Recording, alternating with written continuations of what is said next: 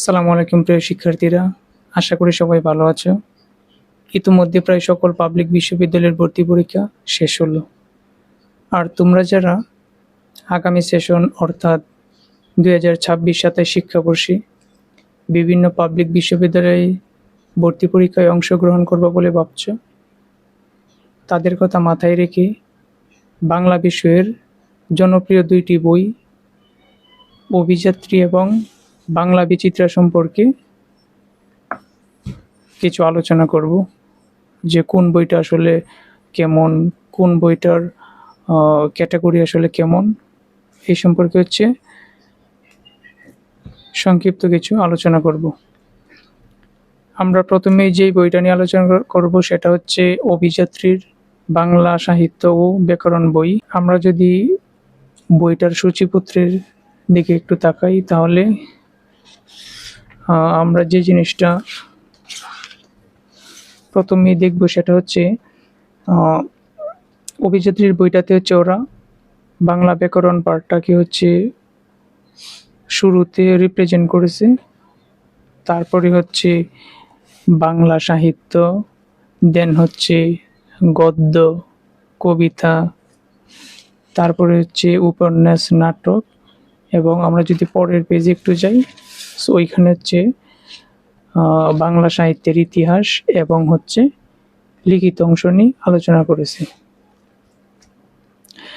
তারপরের পেজটাতে ওরা বিগত বছরে এটিএম বই থেকে কতটি প্রশ্ন কমন পড়েছিল সেই সম্পর্কে ছোট্ট একটা আলোচনা ওরা এটা তুলে ধরেছে। তারপরে যদি আমরা যাই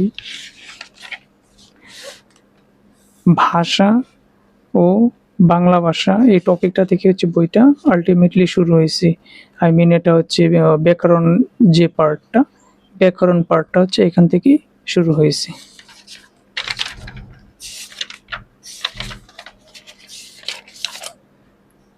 আমরা যদি বইটার আরেকটু ভেতরে যাই, যদি আমরা ব্যাকরণ পার্টের আরেকটা টপিক দেখি, যেমন এখানে দেওয়া আছে ধ্বনির পরিবর্তন।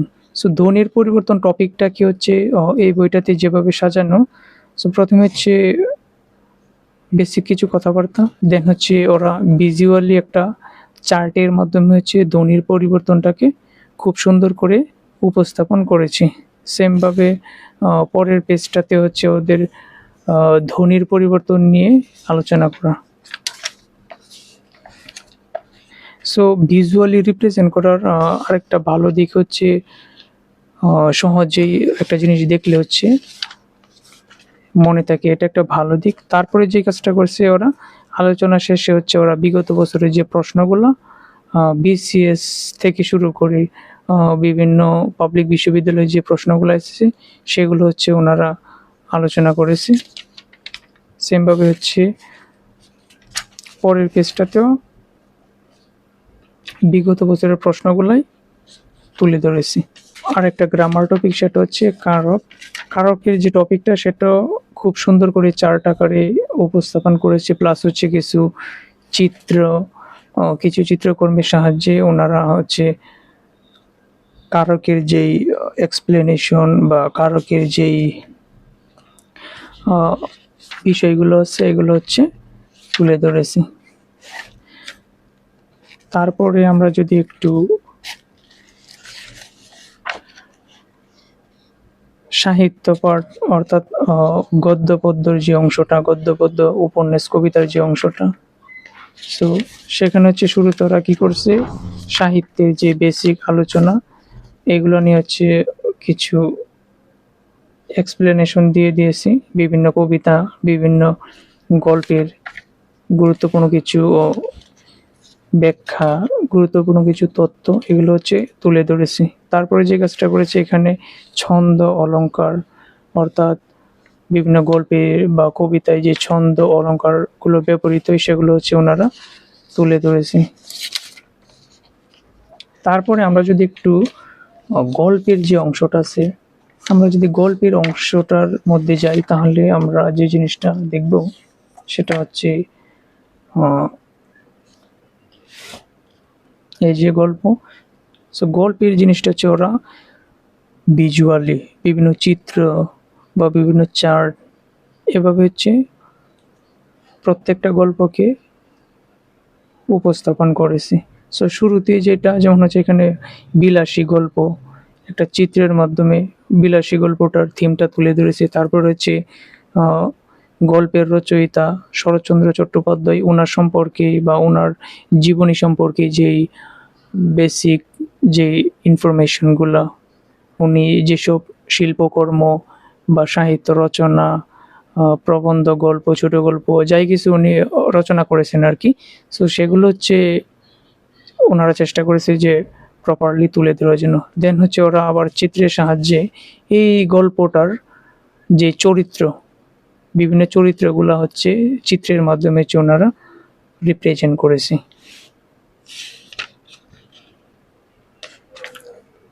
আমরা যদি পরের পৃষ্ঠাতে যাই, সো ওইখানেও একই জিনিস, একই ব্যাপার। যেমন হচ্ছে এখানে একটা চরিত্র বিলাসী, বিলাসীর চরিত্রটাকে প্রথমে একটা ছবির আকারে, তারপর হচ্ছে ছবির নিচেও বিলাসীর যেই বিলাসী চরিত্রের যেই মূল থিমটা সেটা হচ্ছে তুলে ধরার চেষ্টা করেছি। তো সেমভাবে হচ্ছে ওনারা যে কাজটা করেছে, শুধু গল্পটার গুরুত্বপূর্ণ যেই লাইন, গুরুত্বপূর্ণ উক্তি, গুরুত্বপূর্ণ তথ্য, জাস্ট সেগুলো হচ্ছে এই বইটার প্রত্যেকটা গল্পতে উপস্থাপন করা হয়েছে। এখানে কিন্তু সম্পূর্ণ গল্পটা তুলে না ধরে ওরা গল্পের গুরুত্বপূর্ণ লাইনটার প্রতি ওরা গুরুত্ব দিয়েছে। সো এই জিনিসটা একটা ভালো দিক, কারণ একটা স্টুডেন্টকে আবার হচ্ছে সম্পূর্ণ গল্পটা মানে পড়তে হইল না পড়ে হচ্ছে গুরুত্বপূর্ণ সংক্ষেপে যেই প্রশ্নগুলো আছে সেগুলো পড়লেই কভার হয়ে যাচ্ছে। সো এইভাবে হচ্ছে সবগুলো গল্পের সবগুলো গুরুত্বপূর্ণ তথ্য এবং টপিকগুলোকে হচ্ছে চিত্রের সাহায্যে হচ্ছে উপস্থাপন করার চেষ্টা করেছে ওরা। তারপরে যে কাজটা করেছে সেটা হচ্ছে লিখিত পরীক্ষার প্রস্তুতি হিসেবে ওনারা যে অনুধাবন প্রশ্নগুলো সুন্দর করে ধারাবাহিকভাবে সাজানো রয়েছে। অনুধাবন প্রশ্নের পরে হচ্ছে এখানে এক কথায় উত্তর, মানে হচ্ছে জ্ঞানমূলক প্রশ্নগুলাকেও সুন্দর করে সাজানো আছে, মানে গুরুত্বপূর্ণ যেগুলো। তারপরে যে কাজটা করেছে সেটা হচ্ছে বিভিন্ন প্রতিযোগিতামূলক পরীক্ষায় এই গল্পটা থেকে কি প্রশ্ন এসেছে সেগুলো হচ্ছে আলোচনা করেছে। যেমন হচ্ছে বিসিএস পরীক্ষার প্রশ্ন, তো আচ্ছা বিসিএস এর যে প্রশ্নগুলো আছে এই গল্পটা রিলেটেড, সো বিসিএস এর ওই প্রশ্নটা কিন্তু এখানে ইনক্লুডেড করা রয়েছে। তারপরে হচ্ছে ঢাকা বিশ্ববিদ্যালয়ের প্রশ্ন, সেমভাবে হচ্ছে ঢাকা বিশ্ববিদ্যালয়ের খ গ মানে প্রত্যেকটা ইউনিটের প্রশ্ন সাজানোর পরে তারপরে হচ্ছে অন্যান্য যে বিশ্ববিদ্যালয়গুলো আছে, যেমন হচ্ছে গুচ্ছভুক্ত বিশ্ববিদ্যালয়, তারপর হচ্ছে জগন্নাথ বিশ্ববিদ্যালয় সহ আরও যে বিশ্ববিদ্যালয়গুলো আছে সবগুলো বিশ্ববিদ্যালয়ের প্রশ্নগুলো খুব সুন্দর করে সাজানো রয়েছে। সো এইভাবে হচ্ছে এই বইটাতে প্রত্যেকটা গল্প সেম ফরমেশন অনুসারে হচ্ছে সাজানো আছে। তারপরে আমরা যদি একটা কবিতার দিকে যাই, আচ্ছা এই হচ্ছে আমি কিংবদন্তির কথা বলছি, একটা কবিতা। সো কবিতার ক্ষেত্রে ওনারা যে কাজটা করেছে, কবিতার প্রত্যেকটা লাইনকে হচ্ছে ওরা ইন্ডিভিজুয়ালি ব্যাখ্যার মাধ্যমে উপস্থাপন করেছে, মানে লাইন বাই লাইন হচ্ছে ওনারা ব্যাখ্যাটা দিয়েছে। ইভেন হচ্ছে প্রত্যেকটা লাইনে যেই কঠিন শব্দগুলো রয়েছে যেগুলোর সাথে হচ্ছে আমরা সচরাচর পরিচিত নয়, সো প্রত্যেকটা শব্দের আলাদা করে সমার্থকের পাশাপাশি হচ্ছে যে গুরুত্বপূর্ণ ব্যাখ্যাটা হচ্ছে তুলে ধরার চেষ্টা করেছি। সো এই জিনিসটা এই বইটার আরেকটা বিশেষত্ব, কারণ অনেক সময় হচ্ছে 4-5টা লাইন একসাথে যখন ব্যাখ্যা করা থাকে তখন হচ্ছে প্রপারলি বোঝা যায় না, বাট এখানে প্রত্যেকটা লাইন ইন্ডিভিজুয়ালি ব্যাখ্যা করার ফলে হচ্ছে একটা স্টুডেন্ট, যে কোনো একটা স্টুডেন্ট খুব সহজেই কবিতার যে মূল থিমটা, লাইনের যে মূল থিমটা বুঝতে পারবে। প্লাস হচ্ছে প্রত্যেকটা লাইনের যে কঠিন শব্দগুলা, সেগুলার সমার্থক শব্দ সম্পর্কেও তার স্পষ্ট একটা আইডিয়া থাকবে। সো এইভাবে হচ্ছে ওনারা হচ্ছে কবিতার অংশটা সাজিয়ে তুলেছে। তারপরে যে কাজটা করেছে, কবিতার যে তথ্যগুলা, গুরুত্বপূর্ণ তথ্যগুলো তুলে ধরার চেষ্টা করেছে। দেন লিখিত পরীক্ষার প্রস্তুতি স্বরূপ অনুধাবনমূলক প্রশ্ন, তারপর হচ্ছে সেই আগের মতো এক কথায় প্রশ্নের উত্তর, তারপরে হচ্ছে বিভিন্ন বিশ্ববিদ্যালয়ে বিগত বছরে যে প্রশ্নগুলো এসেছিল এই কবিতাটা থেকে, সেগুলো হচ্ছে খুবই ভালোভাবে উপস্থাপন করেছে।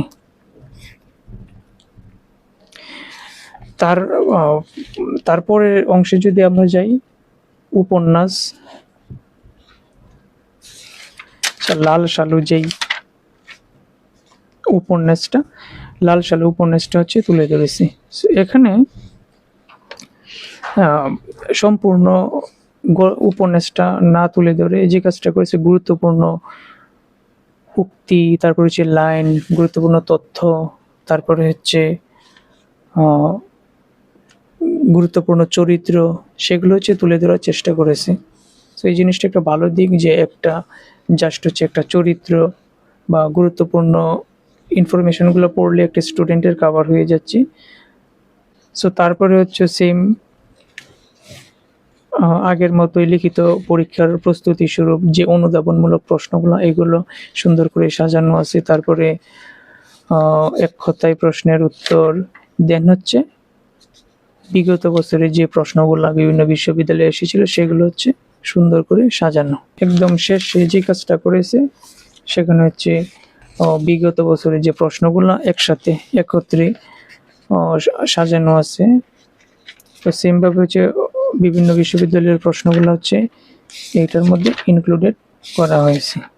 সো এই ছিল অভিযাত্রী বাংলা সাহিত্য ও ব্যাকরণ বইটার ছোট্ট একটা রিভিউ। সো এখন হচ্ছে আমরা বাংলা বিচিত্রা এই বইটা নিয়ে কিছু কথা বলবো। সো এই বইটার কি কি দিক, বইটা আসলে কেমন, সো এই জিনিসটা হচ্ছে আমরা বইটার শুরুতেই যে অংশটা আছে সেটা হচ্ছে তোমার এখানে হচ্ছে গদ্যাংশটা দিয়ে শুরু হয়েছিল, যদিও অভিযাত্রীর বইটাতে শুরুতে ছিল ব্যাকরণ অংশটা, বাট এখানে হচ্ছে গদ্যের অংশটা দিয়ে শুরু, তারপর হচ্ছে পদ্যাংশ, দেন হচ্ছে সাহিত্য বাংলা সহপাঠ যে উপন্যাস ও নাটক, তারপর বাংলা সাহিত্য, দেন হচ্ছে ব্যাকরণের যে পার্টটা শুরু হয়েছে। সো আমরা যদি একটা গল্পের অংশ যদি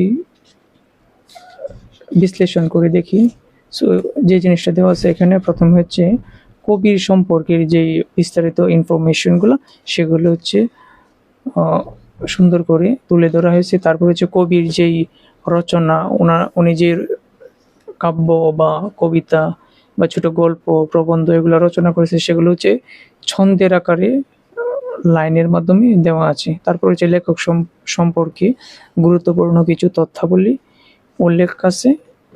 আর অপর পেজ থেকে হচ্ছে শুরু হয়েছে মূল গল্পটা। সো এখানে বাংলা বিচিত্রা বইটাতে ওনারা যে কাজটা করছে, প্রথমে হচ্ছে ওরা মূল যে গল্পটা আছে, মেন বই থেকে পুরো গল্পটা হচ্ছে তুলে ধরেছে। তারপর গল্পের যে গুরুত্বপূর্ণ লাইন প্লাস হচ্ছে গুরুত্বপূর্ণ উক্তি, সেগুলোর নিচে আন্ডারলাইন করে চিহ্নিত করা হয়েছে।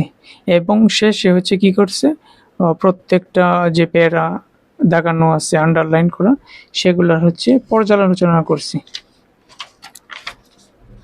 আচ্ছা, পরের পেজে হচ্ছে যে কাজটা করেছে ওনারা, নিচে ছোট্ট করে হচ্ছে প্রবন্ধ সম্পর্কিত যেই গুরুত্বপূর্ণ তথ্য এগুলা তুলে ধরেছে। তারপরে হচ্ছে শব্দের অর্থ ও টিকা, দেন হচ্ছে এই পুরো গল্পটার গুরুত্বপূর্ণ লাইন এবং অধ্যায় ভিত্তিক ব্যাকরণিক প্রশ্নোত্তর, যেমন হচ্ছে সন্ধি, প্রকৃতি প্রত্যয়, তারপর হচ্ছে সমাস, শুদ্ধ উচ্চারণ, প্লাস হচ্ছে বিভিন্ন শব্দ, তো শব্দের শ্রেণী বিভাগের মধ্যে যেগুলো পড়ে সেগুলো হচ্ছে আলোচনা করেছে। তারপরে হচ্ছে এক কথায় প্রশ্নোত্তর, দেন হচ্ছে অনুধাবনমূলক প্রশ্ন। এবং সবার শেষে হচ্ছে যে কাজটা করেছে বিভিন্ন বিশ্ববিদ্যালয়ের ভর্তি পরীক্ষায় যে প্রশ্নগুলো এসেছিল সেগুলো সম্পর্কে হচ্ছে আলোচনা করেছি। আমরা যদি এরপরে একটা কবিতার অংশে যাই, কবিতার অংশটাতে সেমভাবে গল্পের মতো যে কাজটা করেছে ওনারা, সেটা হচ্ছে প্রথমেই কবির সম্পর্কে কিছু বিস্তারিত তথ্য তুলে ধরেছে, দেন হচ্ছে কবির সাহিত্যকর্ম, তারপর কবির সাহিত্যকর্মগুলোকে ছন্দের আকারে সাজানো, তারপরে কবি সম্পর্কিত গুরুত্বপূর্ণ কিছু তথ্যাবলী, এবং পরের পৃষ্ঠাতে যে কাজটা করছে পুরো কবিতাটা হচ্ছে তুলে ধরে দেন হচ্ছে কবিতার নিচে আন্ডারলাইন করে গুরুত্বপূর্ণ লাইনগুলা চিহ্নিত করেছে। সো এখানে ওনারা যে কাজটা করেছে লাইন বাই লাইন এক্সপ্লেনেশনগুলো না দিয়ে একটা প্যারা আকারে, মানে 4-5টা লাইনের সমন্বয়ে একটা প্যারা, তারপর হচ্ছে এই প্যারাটারে একসাথে হচ্ছে পর্যালোচনা করেছে। তারপরে যে কাজটা করেছে কবিতার সারসংক্ষেপটা আলোচনা করেছে, দেন হচ্ছে শব্দের অর্থ এবং হচ্ছে এই কবিতার রিলেটেড, মানে এই কবিতার মধ্যে যেসব ব্যাকরণিক প্রশ্নগুলো আছে সেগুলো হচ্ছে উপস্থাপন করেছি। তারপরে জ্ঞানমূলক প্রশ্ন এবং অনুধাবনমূলক প্রশ্ন। সর্বশেষ আগের মতোই বিগত বছরের বিভিন্ন বিশ্ববিদ্যালয়ের প্রশ্নগুলো তুলে উপন্যাস ও নাটকের অংশের মধ্যে সেম কাজটা করছে। প্রথমে হচ্ছে কবির পরিচিতিটা, দেন হচ্ছে কবি সম্পর্কিত গুরুত্বপূর্ণ তথ্য, দেন হচ্ছে পুরো উপন্যাসটা এখানে তুলে ধরেছি। একটা জিনিস আমরা যখন অভিযাত্রীর বইটা দেখেছিলাম ওইখানে কিন্তু ওনারা সম্পূর্ণ উপন্যাস হোক বা সম্পূর্ণ গল্পটা না তুলে ধরে ওরা কি করছে গুরুত্বপূর্ণ তথ্যগুলো তুলে ধরেছিল, বাট এই বইটাতে জয়কলির বাংলা বিচিত্রা বইটাতে হচ্ছে সম্পূর্ণ উপন্যাসটা তুলে ধরে তারপর হচ্ছে গুরুত্বপূর্ণ যেই লাইনগুলো আছে মার্ক করে দিয়েছি। তারপরে যদি আমরা একটু সাহিত্যের অংশটার দিকে আসি, প্রথমে এখানে শুরু হয়েছে বাংলা সাহিত্যের যুগ বিভাগ, মানে সাহিত্যের যে ইতিহাস যুগ এগুলো থেকে শুরু হয়েছে। তো এভাবে হচ্ছে সাহিত্যের যে আরো বিষয়গুলো আছে, টপিকগুলো আছে, সেগুলো হচ্ছে খুব সুন্দর করে তুলে ধরেছে। দেন আমরা যদি আর একটু সামনে যাই ব্যাকরণ অংশের, ব্যাকরণ অংশ থেকে বাংলা উচ্চারণের নিয়ম থেকে শুরু হয়েছে, তারপরে যত ব্যাকরণ রিলেটেড টপিক আছে যেমন হচ্ছে বাংলা বানান, তারপর সন্ধি, এইগুলো হচ্ছে ইত্যাদি নিয়ে আলোচনা করেছি। সমার্থক বা প্রতিশব্দগুলো হচ্ছে সুন্দর করে আলোচনা করেছি। এই যে এখানে যেই উপস্থাপনাটা সেটা খুবই সুন্দর করে সাজানো, এক একটা শব্দের 4-5টা করে সমার্থক শব্দ খুব সুন্দর করে সাজানো আছে। এগুলো যদি কোনো একটা স্টুডেন্ট শুরুতে পড়ে দেন হচ্ছে প্র্যাকটিসগুলোতে যায় তাহলে খুব সহজে এগুলো আয়ত্তে রাখতে পারবে। তারপরে হচ্ছে ব্যাকরণের যে বাকি অংশগুলো যেমন হচ্ছে এখানে বাগধারা, তারপরে আরো যে অংশগুলো আছে সেগুলো সাজানো। সর্বশেষ যে কাজটা করেছে সেটা হচ্ছে প্রশ্ন ব্যাংক। এখানে হচ্ছে আবার শেষের দিকে বিগত বছরের প্রশ্ন ব্যাংকগুলো শেষের দিকে আবার একসাথে সাজানো আছে। এই ছিল জয়কলির বাংলা বিচিত্রা বই সম্পর্কে কিছু সংক্ষিপ্ত ইনফরমেশন। এখন আসি যে দুইটা বই থেকে আসলে কোন বইটা বেস্ট হবে। আসলে দুইটা বই বাজারে বেশ প্রচলিত, দুইটা বই বেশ জনপ্রিয়, তবে কিছু তো সুবিধা অসুবিধা থাকেই, এটা যে কোনো বই হোক কিংবা অন্য কিছু সব কিছুরই সুবিধা অসুবিধা থাকে। আমরা যদি অভিযাত্রী বইটার সুবিধা আর অসুবিধা কথাটা তুলে ধরি, সেটা হচ্ছে অভিযাত্রী বইয়ের একটা অসুবিধা হচ্ছে ওদের যে মুখস্থ পার্টে যেমন বাগধারা, তারপর হচ্ছে সমার্থক বা প্রতিশব্দের যেই টপিকটা সেটা হচ্ছে এই বইটাতে মিসিং আছে। তার জন্য হচ্ছে নতুন করে এটিএম নামের নতুন করে আরেকটা বই সংগ্রহ করতে হবে। সো এই জিনিসটা হচ্ছে এই বইটা থেকে মিসিং। আর বাকি যেই সুবিধাজনক দিকটা সেটা হচ্ছে তোমার প্রত্যেকটা গল্পের মধ্যে ওনারা কি করেছে, সবগুলা মানে গল্পের পুরো অংশটা তুলে না ধরে গুরুত্বপূর্ণ যে লাইনগুলো রয়েছে সেগুলো হচ্ছে জাস্ট এখানে তুলে ধরার চেষ্টা করেছে, প্লাস গল্পের গুরুত্বপূর্ণ উক্তি বা থিমটা। আবার কবিতার ক্ষেত্রে যে কাজটা করেছে এই বইটাতে, লাইন বাই লাইন হচ্ছে ওনারা ব্যাখ্যাটা দিয়ে দিছে। সো এই জিনিসটা একটা ভালো দিক একটা স্টুডেন্টের জন্য, যে প্রত্যেকটা লাইন প্রপারলি বুঝতে পারবে। তারপরে আমরা যদি বাংলা বিচিত্রার কথাটা বলি, সো বাংলা বিচিত্রার একটা সুবিধাজনক দিক হচ্ছে ওরা মুখস্থ পার্টটা শুধু এই সিঙ্গেল বইটাতে ইনক্লুডেড করেছে, যেমন সমার্থক, প্রতিশব্দ, তারপরে বাগধারা, এই যে টপিকটা সেটা হচ্ছে এটার মধ্যে এই একটা বইয়ের মধ্যে ইনক্লুডেড করা রয়েছে। আর বাকি আর যে জিনিসটা হচ্ছে আমার কাছে একটু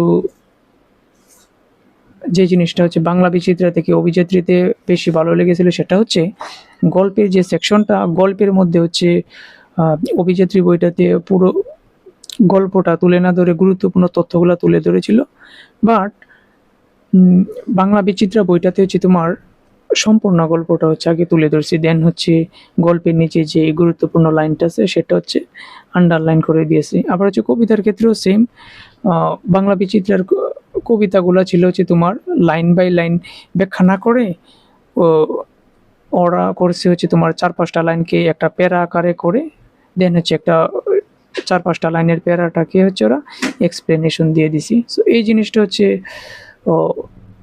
এই জিনিসটা থেকে হচ্ছে অভিযাত্রীটা একটু এগিয়ে ছিল। সো ওভারঅল দুইটা বই বেস্ট, তো তোমরা চাইলে যে কোনো একটা নিতে পারো।